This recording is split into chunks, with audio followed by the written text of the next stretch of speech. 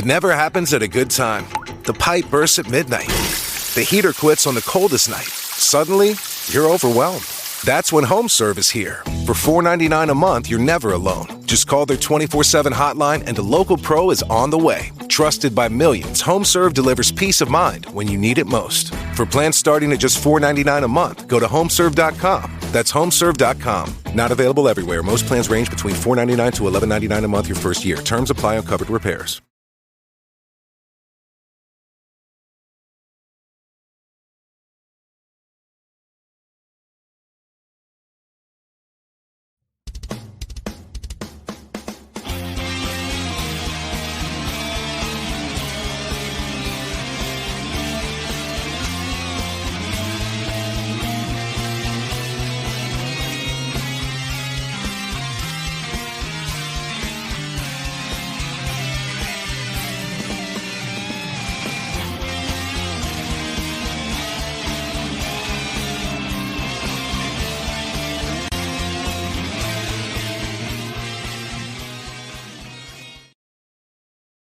Evening, everybody. We are back. We are live. We're hanging out, and I am here for it. Though Daniel Snow doesn't even he's so excited to see us, and it's nice to have you back in the chat, my friend. It's been a few weeks. Yeah, I agree. I was thinking about you this morning when I knew that we were going to go live here. That I was hoping I would hear from you, Daniel. And hey, Corey! Woo! God, I miss Corey. I was just thinking about Corey yesterday because we haven't talked to him in a minute. Corey, we got to get you back on 3 Geek. Yeah, we definitely got to get you on the PVD cast again as well. Why are you muting yourself, Jason? Because my daughter decided to slam the door in the middle of my talking, so I had to improvise. Okay. All right. That's why I suddenly started talking really, really fast and then hit mute. Because I knew it was coming. I tried, dude. So tonight, behind the scenes, something we've never done on this show is brought on a guest when we do our what we've been watching. But I tried to get a guest to come on to help me talk about something that I'd been watching, but unfortunately it couldn't work. But so Destiny and I are going to record a Wicked review tomorrow night. But I was going to surprise you and bring up a friend to talk about what I've been watching. That'd be fun. So you went and saw Wicked for good? And you really liked it from what I understand. I saw all your shorts. Really liked it. 5 out of 5 for both movies combined for me. But I admit it on 3 Geeks. I'm very biased when it comes to Wizard of Oz stuff. There's very little bit that I dislike. And with as good as Wicked is, it's everything I could have imagined. And the second one is, oh my God, dude, it's so good. The way they handle the Wizard of Oz story, any lesser film would have shown us everything with Dorothy. Honestly, I am shocked. And I said this on 3 Geeks last night too. I'm shocked they didn't try to split Wicked into 3 movies and then give us the entire Wizard of Oz story within the Wicked story. And the fact that they, spoiler alert, but they more or less ignore the Wizard of Oz story in the sense that we don't see them get from A to B. We see them when it affects the wizard. We see them when it affects the witch. But other than that, we don't see how, we don't see the whole journey of Dorothy and crew. And I really like how they handled that. We know the story. I wish they'd do that with superhero movies, with origin stories. We know, we get it. Mm-hmm. And that's one thing that I really appreciated in Wicked for Good is that we know the story of Dorothy. They don't even show you Dorothy's face because they want you to be able to use your version of Dorothy. You only see her from behind and pretty much that's it, from the side a couple times. But Ariana Grande's acting in the second half of this series is phenomenal. I was shocked. It's really good. The whole thing. Cynthia Erivo is really, really good. Jeff Goldblum. Max and I were talking about this. There's a moment in Wicked where he stops being Jeff Goldblum and he actually it just, I've never seen him give that layer of emotion before. And it was a surprise. And Jeff Goldblum's a fine actor. I love Jeff Goldblum. I've never seen him take it to that level. So I was, very excited when I left the theater, and I can't wait to see the stage show. Oh, it's urged you, or it's made you want to go check out the stage show, huh? I've always wanted to see the stage show, but okay. They're expensive. But now I'm a lot more motivated to go. Okay, all right. Well, hey, you You don't have to get the front row seats. You can get balcony. There's nothing wrong with that. No, man. Wicked made like $300 million this weekend. So I'm going to put $100 on the table if anybody wants to take my bet that they will start adapting the second book in the Wicked series ASAP. Oh, there's money to be made. You better believe they're going to do that. Absolutely. ASP. There's 4 or 5 books in the series. We're going to get them. We're going to get them all. And I put money on it. All right. Well, so with that, that's not officially what we've been watching, but let's go ahead and let's officially kick that off, that little segment that we like to do. So what have you been watching, Jason Taylor? Dude, I watched it's so good. So I'm one of those people where I will usually watch 6 episodes of a series in a binge. And if I really, really like it, I will stop and save the last couple for the next day. So I started the show Chad Powers, which came highly recommended from my friend Autumn. It's got Glenn Powell plays the role. He's a burnout from college. Like he fumbled the big championship game. He's a joke on all the sports casts. So he goes, his father is a makeup artist in film. So he puts on some makeup and some cosmetics, goes to college for tryouts, makes the team as a starter. And it's about this wacky character that he creates so he can play football again. And the show is funny. And so we're getting to the end of episode 6, and I can't wait for more. And it's only 6 episodes to a season. I was so sad. I didn't want it to end. And, that's a sign of a good show when you're like, oh, but it's been renewed. Glenn Powell's amazing in this show. It's called Chad Powers, John. You need to move it up on your list. You know what? When I first saw ads for it, I thought it was a ripoff of Eastbound and Down, to be honest. And I'm like, I'm not checking that out until somebody gives me a reason to. So we'll take that into consideration. Yeah, it was so funny. Oh my God, I laughed so much. Well, we have some comments from Dan and Corey. So Justin, if we can get those up on the screen. I've been watching through the MCU movie Wise, Tacoma FD TV series Wise, and WCW Thunder episodes from 2000 Wrestling Wise.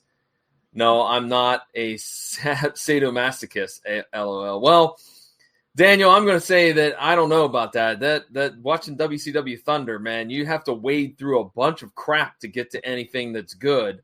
But more power to you, man. More power to you, dude. Hold on one second. Applause to Daniel. You did something, Daniel, that I've always wanted to do. He called into the Stern Show and got live on the air and sent me a copy of the recording. Oh yeah, he's the one who broke Dick Cheney's death to him. And kudos, Daniel. You did it great. It was a great call in.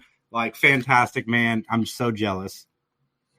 Well, Corey says we took the kids to see the stage show of Wicked and loved it years ago. I still need to see the movies. I'm in that same boat. I haven't seen either the stage show or the movies yet. So, can I ask real quick? Is Wicked for Good? Is it about 3 hours, Jason? Wicked for Good is shorter than the first half. It's about 2:15. Okay. Just curious on that because I know my wife would ask because that's kind of what held us up with not wanting to watch it. We wanted to watch it together, and she was like, I don't want to put in a 3 hour, on the night that we thought about watching it. But Daniel says, same John, love Eastbound and Down. Eastbound and Down is fantastic. I love all of the Danny McBride comedies that he puts out. Fantastic. I need to watch Eastbound and Down. I think I would really dig it. I think you would. I really do. I think you would dig it.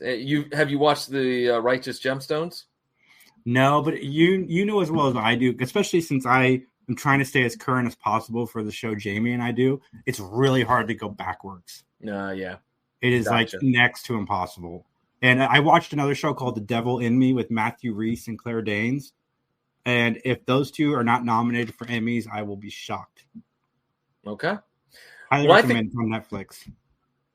Is it like a suspense, a drama, a horror? What kind of genre is it? She plays an author who this guy moves in next to her, and he may have killed his wife. And it's kind of about, he's a prominent figure in construction. So she suggests, let me write an biography about you, and let's get your word out so people know that you're not this guy. And it's about whether or not he is that guy. And it is so well done. So well done. Oh my God, it's so good. That's another one I binged in a night. 8 episodes up till 2 a.m. I'm making horrible decisions with my sleeping schedule. You are. But to be honest with you, that's something that you do. You have been known to mess up your sleep schedule just to watch movies or TV. Mm-hmm. No. That's true, man. And then one other thing. I'm sorry, John. I don't mean to capitalize on all of this, but Alan Richson, who plays Jack Reacher, and Kevin James made a movie together, and it is great. Not great as in the sense of this movie is amazing. It's not amazing. It's so unrealistic. It is silly, but it is so much fun. Alan Richson is one of those people that kind of like John Cena, where he commits to whatever bit is being asked of him in this comedy world. And oh my God, he's so funny. What's that called? Because I just saw an ad for it. Playdate. Playdate, yes. Okay, I saw an ad for it, and I think I saw an ad online for it, and I'm like, okay. Alan Tudyk plays the villain. Oh, I'm sold. And I watched one more thing. Sorry, sure. I think this might interest you. Allison Mack was on Michael Rosenbaum's podcast. Allison Mack, the one that was arrested for Nexium. Yeah. I listened to her interview. Okay. Because I like Michael Rosenbaum as an interviewer, and they were obviously on Smallville together, and he didn't go easy on her either. Like, he asked the tough questions, and it was a fascinating interview. All right. Cool stuff. Well, you know what? I don't have much to talk about in terms of what I've been watching, but I did, as the last time that we recorded MatTalk, I was mentioning how I was very excited to check out John Carpenter's very first movie ever, Assault on Precinct 13. I watched it. It's really good. I will say this, that it definitely does have the feel of a very, I don't want to say cheap, but very inexpensive film, as the budget was like $100,000 or $125,000. But it's a really good tale. It's really well done. I enjoyed it. I recommend anybody who wants to check it out to definitely do so. It's available over on Tubi. Go ahead, insert joke here about my love of Tubi. Hey, man. Okay. Like what you like. All right. Anyways, I highly recommend it. Great film. Really dig it. Now, I don't know if I'll watch the remake. I might. I don't know. I mean, the remake does have Ja Rule in it. The Tubi.com coupon code is PVDcast. That's actually that's for a free subscription, ladies and gentlemen. Yeah, free, 100% free Tubi. 100% free. With that, you can only get free Tubi from Mr. Orlando. There you go. That's the deal. Anyways, all right, Jason, are you ready to talk about this episode? I can't believe that's the only thing you've watched in 2 weeks, John. But yes, dude, I 100% am. Dude, Look, wait, before we go on, before we get to our opening statements, hold on. I will justify that I've fallen into this kind of pattern of, do I want to go to bed early and be well rested for the next day, or do I want to watch a movie or TV show? And most of the time it's, I want to go to bed early. And because of that, I've been watching a lot of like YouTube videos, like interviews with wrestlers, or Simon Whistler is a favorite of mine. If you don't know who that is, he has like a bunch of YouTube channels, but they're all about, why you don't want to live in Tehran, Iran, for an example. Or, I watched one that he did about the toughest prisons in Russia. And, so I'm watching these like 20-minute clips because then theoretically I'm like, well, I can still get to bed and get a decent night's sleep. So, but we have some more comments. Let's hear them, Justin. Hi, running late, but I'm enjoying a show on Hulu called High Country, crime drama thriller set in Australia, and I'm not done with it yet, but I haven't solved it either. Okay. John, don't forget to DM Justin your rating for this episode. Oh, that's right. We'll do that here in a minute. Daniel agrees with me on this one. I thought you would. Assault on Precinct 13 is a cult classic, great horror vibes and a suspense action flick. Yep, absolutely, fantastic. Well, I did watch one more thing that I completely forgot about, and I did cry during Rory's graduation. I am on season 4 of Gilmore Girls. You are. I'm digging it, man. I love the show so much. Sean Gunn, so good. All right. Anyway, John, what do you think? Wait a minute. Wait a minute. We should explain to the folks what we're doing here. Okay. All right. Okay.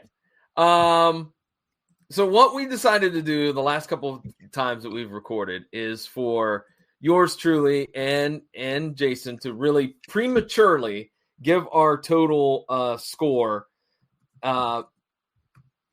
before we actually reveal it. So it's like a prediction. So I have to send mine in to Justin. Justin's going to be the keeper of the scores so that we can't cheat. All right. Have you sent yours over to him? I did. I DM'd him. DM him. Don't put it in our group chat. No. I almost did, to be honest with you. I was like, oh, no, wait. That's the group chat. I know my friend. I know my friend well. So my prediction for your score is a 2.5. 2.5. Okay. My prediction for your score, I'm going 3.5.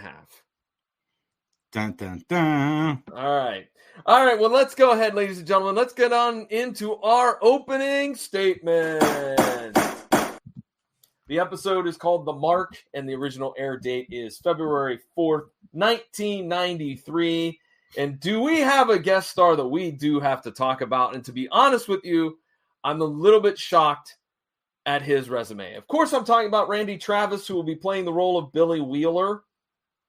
But you may know him for some of other work that he has done, such as the voice of Pork Chop on the animated show On the Farm. He's also played the role of Shoehorn on Blue's Clues. He's played the role of Ken Adams in Fire Down Below. He's played the role of Clay Trainer in A Holiday to Remember.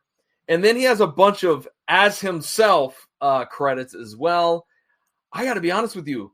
I didn't think he had that many credits, but he has quite a few, man. Did you mention Young Guns? No, I forgot that he was in Young Guns.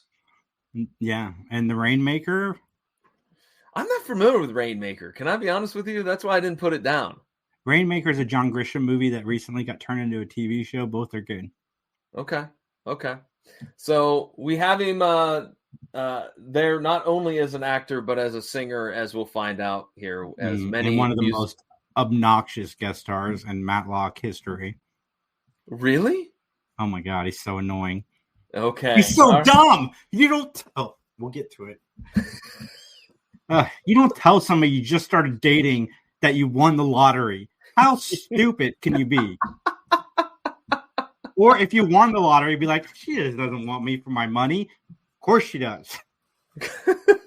All right. Well, let's get on into it. Let's talk about our other guest star, a couple of other guest stars, I should say. Robert Curtis Brown will be playing the role of Larry Boone. You may know him as Andrew Price in The Handmaid's Tale. Under Sheriff Cade Wyatt on CSI Vegas. What the heck is an under sheriff? I don't even know what that is. I don't know either. Is he like the, I don't know, like the substitute teacher, if you will, sheriff, or like what does that mean? Maybe deputy? Deputy? He's like vice president like level? I don't know.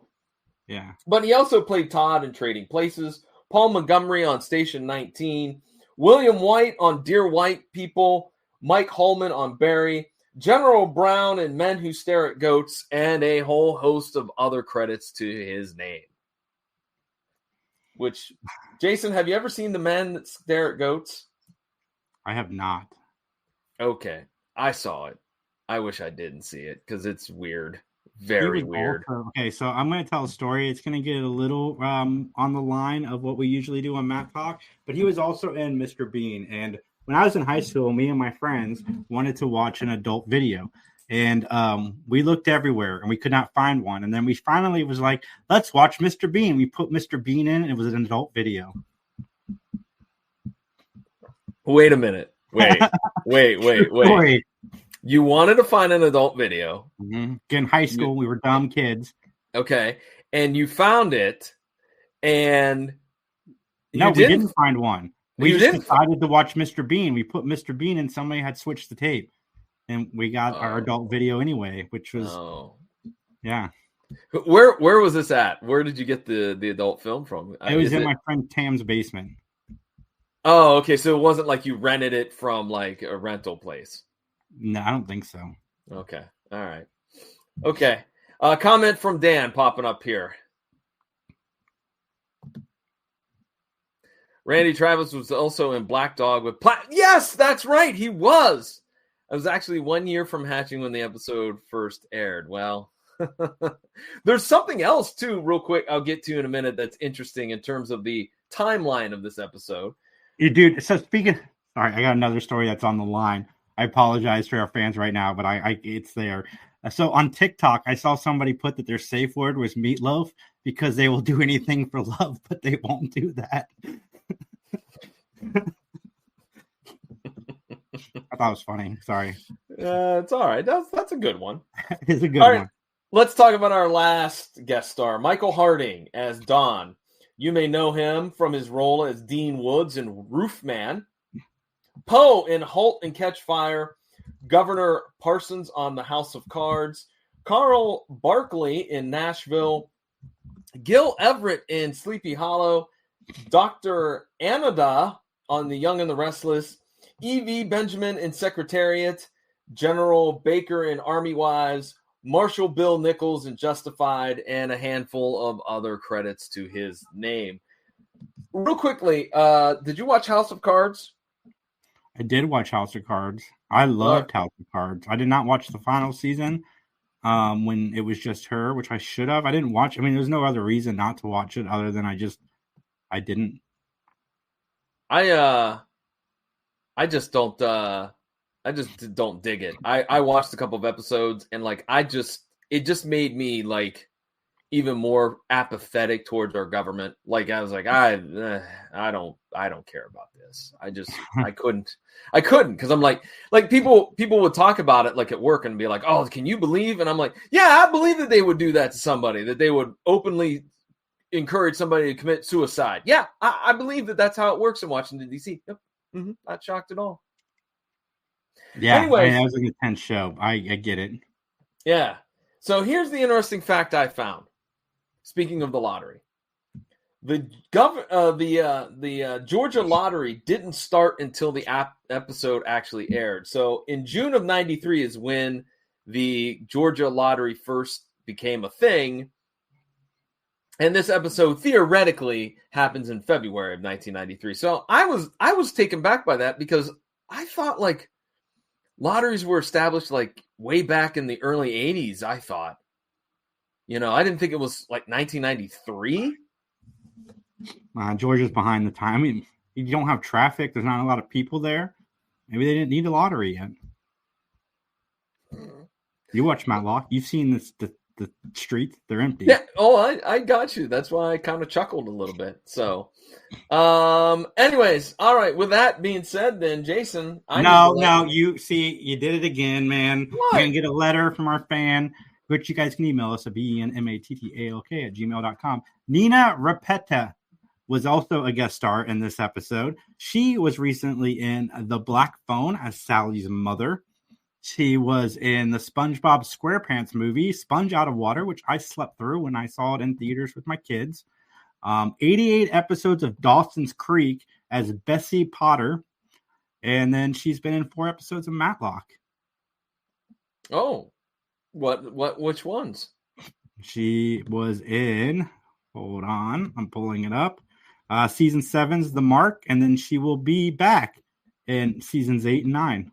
Okay, there you go. We got something to look forward to because I was going to say, I don't remember. I looked over her IMDb and I didn't remember that. So, anyways. All right, man. Then now that we got that all cleared up, Jason, I got to ask you the question. Are you going to give us an opinion, your opinion, solely your opinion, so help you? Dude, I'm down. Let's go. All right, then it's time to testify. Testify.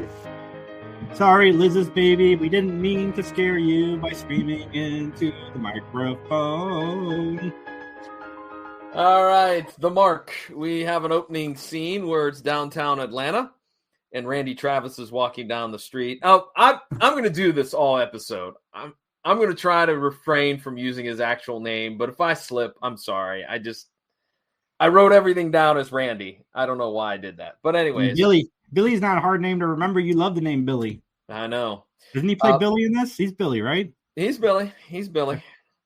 Well, Billy is singing at a bar. And I had a question. Would this bar be technically considered a honky tonk?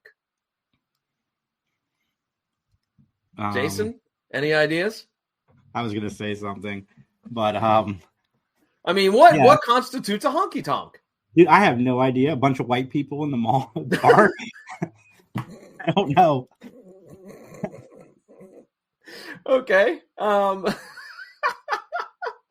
I've always wondered that. What makes a honky tonk different? Is there like a lot of Brooks and Dunn? Yeah, I don't know. I mean, I just was curious, but don't worry. Billy is very good at singing. In fact, he gets a lot of applause, except from his boss, because his boss comes over and goes, "Hey, what are you doing? You're supposed to be working. You're supposed to be slinging beer. You're not supposed to be over there singing. What are you doing?" First of all, my question is, how did he not notice before that Billy was on stage? The stage is right there. You can probably see it with your own two eyes. And hello, how do you just all of a sudden act surprised at like, oh, Billy, you're playing music. You shouldn't be. Anyways, it's here at the bar where Billy wins the lottery. And then in the next scene, Ben and Leanne are sitting on the porch. They're running down all the different things that needs to be done at the house. And, of course, Ben is being very cheap when it comes to the Remo. So, a honky-tonk. Wait a minute. We may have an explanation here. There are a few places steeped in lore as much as honky-tonks, but first things first, what even is a honky-tonk? A honky-tonk, to complicate matters, it was two different definitions. The word as we know it today is most often used to describe a bar in which country music is played. Okay. All right. It's done. I said it. See, I got it right. You got it right. Okay. All right. Boot, scootin' boogie. Well, a fancy truck pulls up. And by the way, he parks on the yard again. Isn't Ben going to get ticked off about people parking on the lawn? Oh, apparently my God, not. Man. Billy makes Don Knotts' character seem tolerable. See, I didn't find him that he was that annoying. I mean, dim-witted, yes. Annoying, not so much. So Billy owns the truck, and he repays Ben his like $61, and he reveals that he won $250,000 in the lottery, right? And so, of course, we have Billy, played by Randy Travis. You know what we got to do? We got to have some musical interludes, Jason. And so we're going to have musical interlude number 1. Your thoughts on that interlude and that song that they picked? I'm honestly, well, first off, we have no PIs in this episode again, which that's another thing that's driving me nuts. But I'm surprised with as big into music as Andy Griffith was, even though I know this wasn't a thing until like 99, 2000, whenever Buffy season 6 hit. But I'm surprised he never did a musical episode. Yeah, that's a good point. In fact, and again, I wrote down this question. I want to know the story behind why Randy Travis. Like, why was he selected? Like, why not Vince Gill? Why not Alan Jackson? Why not, Trace Adkins? Why not some of these other male country music singers? Why was it Randy Travis? I so want to know that. Like, well, this was way before Trace Adkins' time. Well, I don't know a lot about country, but I know Trace Adkins, I believe, was post 2000. Maybe because Andy Griffith knew Randy Travis, and we just spent the last episode referencing the actual Randy Travis, and then he shows up in this one as our guest. Well, no, he's still Billy in the first time we see him when he's I know. In the house. Okay, all right, just making sure that we got that straight. So Don meets with Billy, and Don is just kind of talking to him about what he has done, and so Billy gets up and he's going somewhere in the bar, and he runs smack into this woman, and he spilt her drink on her dress. She broke her watch. And this is the first time where I went like this and said, "Please don't be so stupid, Billy." But he was stupid because he offered to dry clean her clothes and to fix her watch. And Billy even asked, hey, do you mind if we have dinner? But all along, I was like, this is a setup. Billy. Well, Billy, if I ever won the lottery, no more friends. I'm done making friends because I know who they're not there for, and they're not there for me. My old friends get a hookup, but anybody new, sorry. I'm good with what I got. And that's the way it should be. Mm-hmm. Well, Billy drives to Judy's place, and the watch was broken beyond repair. So what did he do? He bought a new one. And then didn't he have it engraved? I think that is a little bit pushing the envelope there. You know, it's okay to fix a broken watch, but to get it engraved as well, that's a little psycho if you ask me. I mean, you got your arm engraved. What? What are you talking about? You got a tattoo, didn't you, of your girl or wife? No, I did not. A funny story. I wanted to get. You wanted to. I wanted to get the ring. I wanted to get a ring tattoo, and she refused to do it. She's like, "That's going to hurt like HE double hockey sticks, and we're not doing it." I'm like, "All right, fine." Well, John, I mean that's a commitment. Hey, what can I say? Anyways,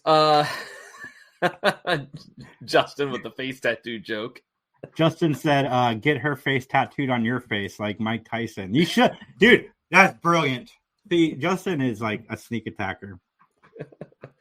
Anyways, Judy mentions how there's a bar business that she's in. She's trying to get this nightclub up off the ground. And then a guy named Jack shows up. He's her business partner and former lover, which, look, man, I think there's an old saying that you don't want to crap where you eat. And this is a fine example of that, my man. But Jack gets a little handsy with Judy, and he takes a swing at Billy, and Billy KOs him. I have to say, the guy that played Jack, his acting is whack. I'm telling you, he was not selling me on those lines. And it might be the fact that I looked him up in IMDb. He doesn't have that many credits to his name. So there might be a reason for that. So the country club bar is being built. Judy takes Billy there for some reason. I don't know why. And he meets Franklin and Larry. All right. And Franklin and Larry, they drop the bad news that Jack is pulling out. And so basically, Billy feels guilty because he knows he's the reason why he's pulling out, just to be vindictive. And so Billy brings up that, hey, he would like to get involved in the bar business. And he's going to give $200,000 to these guys. First of all, side note, real quickly. Speaking of being in the bar business, that is the one thing that Bar Rescue taught me. Because for a long time, I thought as I retire, I'll get a bar. I'll start my own bar. It'll be fun to own a bar. No, it's not. It's a lot of hard work, according to that show, which I believe is probably, I know some things are like elevated and blown out of proportion for dramatic effect, but still, there seems to be a lot of work in owning a bar. I think owning a bar would be dope. But yes, no, it's a lot of work. It is. I agree. So we'd have karaoke every night if I owned a bar. We would have wrestling on the TVs every time. Justin would be singing our opening number every day. What? 3 Geeks Bar. 3 Geeks Bar. There you go. You come in, Justin singing theme songs to TV shows. Justin put Orlando Sliders and Slammers. That would be on the menu. That would be. That sounds great. Yeah. All right. I also wrote down that Billy needs to get this in writing. But over the next couple of nights, Billy comes to the bar and he finds out that everybody's packing up the bar because Judy never paid anybody, any of the contractors, and stole all the money. My question is, why is Franklin dressed up like a cheap cowboy? Like he looks like a Dollar Tree cowboy in the outfit that he's wearing. Like, I'm like, what are you doing? What are you doing? So Billy goes to Judy's place to get his money back, and he finds her dead, and he touches the gun to get it out of the way. And of course, a neighbor sees him leaving the scene of the crime. All of the things that you hate in an episode, Jason. Billy. That's all you can muster? Billy.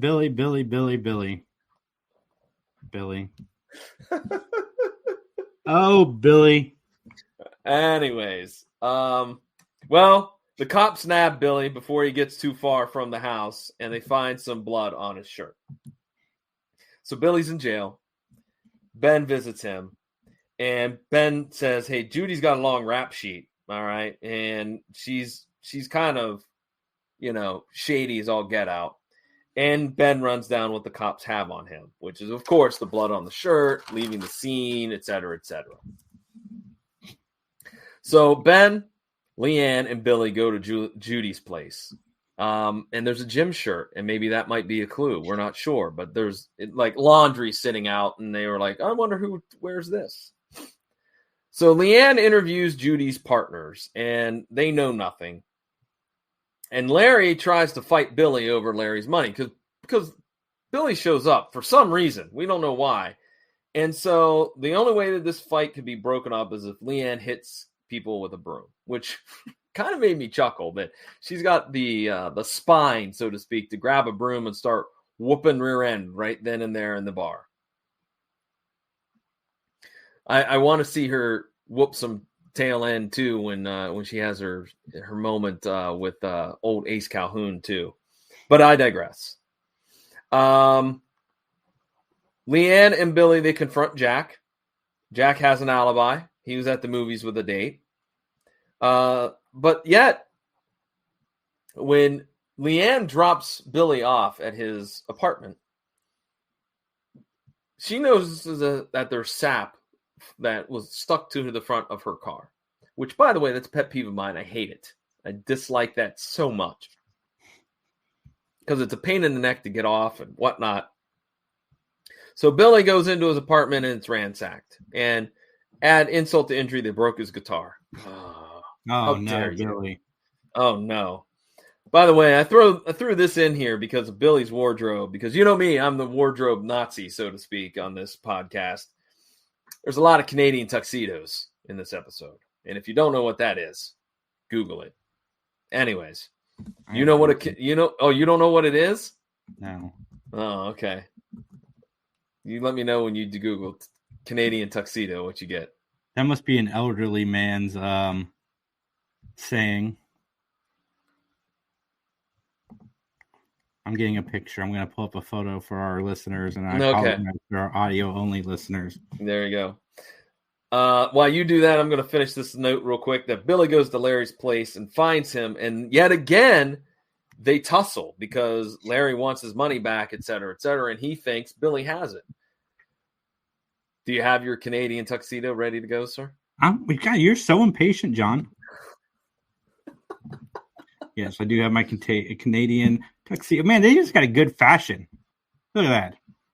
Jeans on top of jean. And you know what? Randy Travis even trumps it by having a jean shirt. So there's a jean on top of jean on top of jean. It's a hat trick of jean, if you will. That's just good fashion, guys. Jorts are in.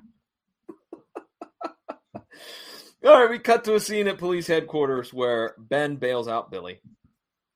And Ben has somebody following Larry and found out, like, hey, Larry's doing this and doing that, which, again, we don't find out who's actually following him, but this would be a great place for, I don't know, Conrad to be inserted or, Daniel Roebuck's character to be thrown in this. Yeah, what's his character's name again? I can't remember. Is it Billy too? No, Billy is his father. Yeah, Billy is his father. Daniel Roebuck's character. Oh my God, I'm blanking out on it. Yeah. Well, we've only seen him once. Yeah, I mean, exactly. Shoot, somebody help us out in the chat. Throw it out there, if you will. I want their work schedule. Show up for a week and then take the next 8 weeks off. And still get paid? Yeah. Yeah, well, there you go. So Leanne confronts Franklin about the sap on his car, right? And he seems to know an awful lot about Billy's apartment, and he's very tongue-in-cheek in it, all right, about, what happened to the apartment. Cliff Lewis. Thank you. Cliff Lewis, thank you. Because Billy Lewis is the father. Thank you, Daniel. I don't know why I blanked out on that. Justin was going to skip over this. Yes, thank you, Daniel. Anyway, we don't need to talk about the whale thing. Tune in to 3 Geeks if you want to know what that is. Continue, John. Anyways, moving on. Billy's now doing investigating. Is this legal for him to do? Because that was my part. Like, he starts now, like, Billy meets with Shirley, and he's trying to get some information from her and kind of was being a little bit super creepy. Billy and Ben talk about Jack's alibi. Like, there seems to be, like, a little bit of, like, I don't think legally you could do this. I don't think that if, Jason, you were arrested for murder, that you could go about and try to solve your own mystery, so to speak. No, I would not do that. I don't want to be involved. No, because I don't know what the heck I'm doing. Well, Ben has a surprise for Billy, and it's not a bag of Doritos. No. It is a new guitar. And we have musical interlude number 2. And I would like to ask our audience real quick, if you think that Doritos are a salty snack, please comment. No biases from either one of us, but we're just curious for science. All right, John, continue. Well, wait a minute. Time out. I propose this. There are many different flavors of Doritos, so maybe Cool Ranch, I'm thinking, okay, Cool Ranch. I don't know Cool Ranch. I'd have to have some. I don't like Cool Ranch, so I haven't had any in. That's the best Dorito, John. You're just wrong. No, the original, true.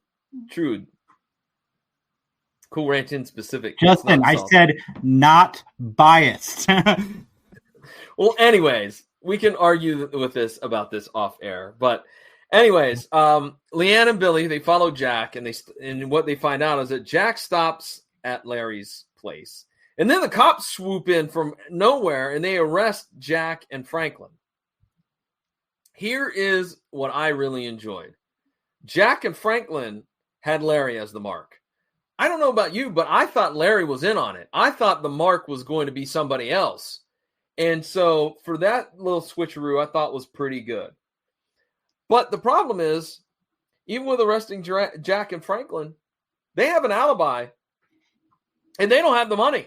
In fact, no one has the money. Yeah, they want the money. That's what they're looking for. That's what they're looking for. So Billy and Ben, they go through Judy's stuff looking for a clue, but there's nothing there except for a suitcase that's full of nothing but clothes. All right. I like that we cut to the courtroom scene and Ben asked for leniency. I don't remember what the actual supposition, I think, was the name. It's basically leniency. And of course, he gets it. Larry is on the stand, and Larry claims that he was at home when the murder took place. But Larry had a Mr. Hogan do some work in his house, and Mr. Hogan had called Larry and says, hey, we're not doing any more of this rebuild until you give us some money. And so that was kind of a little bit of a hint that Larry kind of didn't have the money, and so he was much more of a suspect here. I did throw in, because I'm an immature individual, when you looked at when Ben went through the suitcase, I would have laughed if he would have held up like her panties and then got all giggly and that, like he does. You know what I mean? Yeah, I mean, we can't have 2 of those episodes in a week. Yeah, that's true. But basically what Ben's trying to say is that it's odd for a woman to just have clothes. That women, they bring shoes, they bring their clothes, they bring their makeup, they bring their hair product and all this jazz, which, by the way, side note, I think is a little stereotypical, Ben. Come on. You could be better than that. So is there a second suitcase involved? All right. Well, the watch from earlier was found in Larry's bedroom. All right. So basically that puts the nail in the coffin and will at least allow Billy to not face charges, and it gets cleared of things. But I don't know if do you think it's enough to maybe arrest Larry on? Because so he doesn't have any money to finish the bills. He has a suitcase that has all the women's clothes in it. You know, like, again, it seems like there's not enough to hold him on, but definitely he has enough to maybe get Billy off. And we have a comment from somebody. Random Rick Reviews. Did Matlock get a hot dog in this episode? No, he did not actually. He didn't in the last one either. He just talked about him. That's right. He just talked about him. So, anyways, we have musical interlude number 3, where Ben talks to the boss about keeping Billy with the band. I like that Ben is dressed up in his best cowboy gimmick as well. I like that Leanne is dancing with some weird old guy with a creepy mustache. And that ends our analysis, ladies and gentlemen, our rundown, or whatever you want to call it, of the mark. Jason, do you have anything you want to add in? No. Okay. Then let's go ahead and get on into our closing statement. This is the part of the podcast where John and I will rate the show on a gavel system. 1 gavel means 5 gavels means we absolutely loved it, and negative 30 gavels means that we are going to become house painters. I gave this episode a 3. It's fine. Billy I found obnoxious. I don't know why I found him obnoxious, but I did. I might have just been in a bad mood yesterday. But yeah, the episode was fine though. Like there's nothing. It was evenly paced. It was a good episode of Matlock overall, but something about Billy just drove me nuts. Okay. Jason, do you want me to reveal my prediction? You already revealed your prediction. Yeah, but you want the score that I was going to give you, the gavels. You told me at the beginning. You said 3.5 is what I was going to give it. Oh yeah. So I'm in kind of the margin, right? Yeah, you're close. Okay. What did you give it, John? Okay. I guess I'm confused as to, so what did I send over to Justin? Did I send over my rating or your rating? Your rating. Okay. All right. Okay. Because I thought that I did it right. But for a minute, I was confused. Okay. My rating, I gave it 4 gavels. I really like this episode. Wow. I like the twists and turns of the con artists. I thought that again, not seeing that, I thought Larry was in on it. I got to give it to the writers to bring back a character that we haven't seen. I liked that Randy Travis returned. I also have to say that going into it, I was like, is he going to be able to be any good? He being Randy Travis. I thought he did a pretty decent job acting. I mean, for a guy that sings, and I know some people might say, well, singing's much like acting. I don't know. I think they're 2 different disciplines, So I thought he did good. Who I didn't think did well with the acting, and thank God he was only in a small, like maybe 5 minutes of the show, was the character of Jack. I thought his character was lousy, just the way he was very one-dimensional and stiff. So I didn't dig it. But 4 overall, man. Yeah. Very good. Okay. Do we have any other comments from the listeners, Justin? LOL, I always like that show. Thanks, Random Rick Reviews. All right, then, Jason, what's happening? Let's start wrapping up some things. I can't talk. Let's start wrapping up some things with telling us what's going on with 3 Geeks Podcast. First of all, everybody, you guys can email us any questions, comments, concerns at benmattalk@gmail.com. 3 Geeks Podcast. Justin had an amazing interview with visual effects guy, and that will come out this week, I think on Wednesday.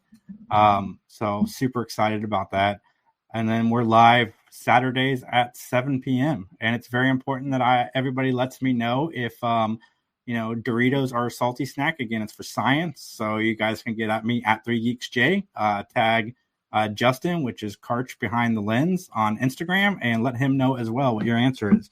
But it's we got a lot happening, so much. And I have exhaustively kept up to 3 to 4 shorts a day, and it's a lot. It doesn't seem like a lot. Like in theory, it's like, oh, this is easy, but you got to remember to post it. Like you got to drop everything you're doing and try to be consistent, and it's exhausting. Well, such is the life of a podcaster. Yeah. By the way, you can also find us on Facebook at MatTalk Podcast, as well as find us on YouTube, Twitter, Instagram, Twitch, all of the affiliated Facebook accounts. What, did I miss one, Jason? Huh? Did I miss one of the outlets? No. You're still talking smack with Justin. Yeah, Justin and I are having an A and B conversation. All right. Okay. All right. Well, anyways, what's going on with the PVD cast? Well, the PVD cast is, again, my own personal podcasting project. New episodes drop on Thursdays. Wherever you find great podcasts, you can hear it. Right now, the current episode is a great discussion with fellow podcaster and wrestling fanatic Gerald Glassford. He and I talk about what's gone wrong with AEW. And I'm going to be honest, I know some people might give me flack, but we're going to touch on the positives, the negatives, and also maybe some of the fixes to what would make that promotion super strong and be not so laughable at times. So check it out. Again, it's over at pvdcast.com or wherever you find great podcasts. John, we have one more comment. Okay. Let's pull it on up. 3.5, possibly 4, had Leanne not made that cringy comment saying Billy sounded like Randy Travis when they hear him on the call. Oh, yeah, I forgot about that. I did. I forgot all about that. That was a very interesting comment there. That does that bring your score down to 2.5, John? No, I'm keeping it at 4. I think it was a good episode. So, anyways, with that, then shall we get on out of here, Jason? We shall. And as they say in court, nothing further.